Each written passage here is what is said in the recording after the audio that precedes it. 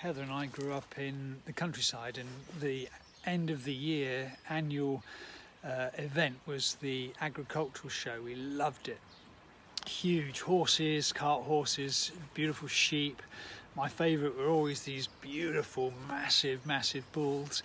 And inside the tents you would come across all the produce from the garden, long carrots or parsnips and huge pumpkins and turnips and just amazing produce. And in all the rosettes that were awarded, all the prizes that were awarded, I don't ever think I saw one awarded to the hero really of the garden, the one that is doing all the hard work behind the scenes. And let me introduce you to him this morning. He is the humble earthworm. Worms aerate the soil, allowing oxygen, water, nutrients. They convert all the mulch, the leaves, into what is healthy for plants. And this reminds me of Jesus's words in terms of what the church does in terms of enabling the world to flourish. And as he looks at the practical way in which Christians live in the world, disciples live in the world, let's take these words to heart. So when you give to the needy, he says in Matthew 6 verse 2, do not announce it with trumpets as the hypocrites do in the synagogues and on the streets to be honoured by men.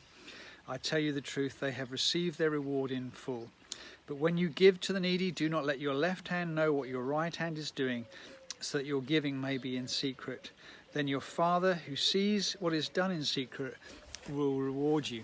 Jesus talks about giving. The very first thing he talks about in terms of the way in which we live in this world is that we are a giving people, and we give not out of duty or out of a religious promotion. We give out of a relationship with our Father in heaven. We are aware immediately that our Father in heaven is the great giver. He gave his Son. It was Jesus who is our great example of how to live this life, a life which was always moving towards the need, always moving towards the poor. As he unrolls the scroll at the beginning of his ministry, the Spirit of the Lord is on me to preach good news to the poor. And I want to remind you today that we were poor, spiritually impoverished, and it was God's grace and mercy that moved towards us and rescued us and delivered us and put our feet upon a rock so that we're now the children of God.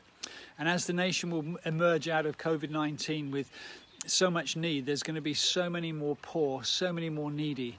And we need to thank God within the church, within this beautiful family of God. We have ministries that are operating right now at the crisis point and will be needed in the future. And please note in these verses, it doesn't say if you give to the needy, it's when you give. We're going to be needed more and more to bring healing to our nation. So let's make sure we are receiving grace freely and then really freely extending that grace in our lives, but also in our giving.